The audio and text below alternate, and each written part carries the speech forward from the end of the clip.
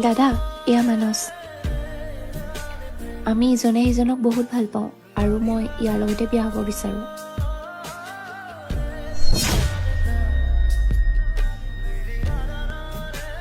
মাহেকত কেইটকা ইনকাম কৰা তুমি? বৰ্তমান মই এতিয়া একো নাই কৰা, ভাল জব এটা বিচাৰিছো, পালে কৰিম।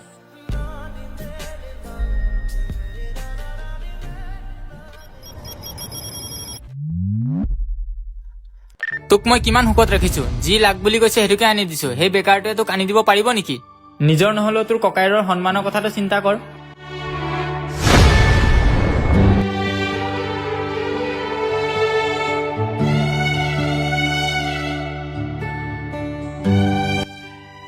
দাদা, মই আপোনালোকৰ সকলো কথা শুনিলো।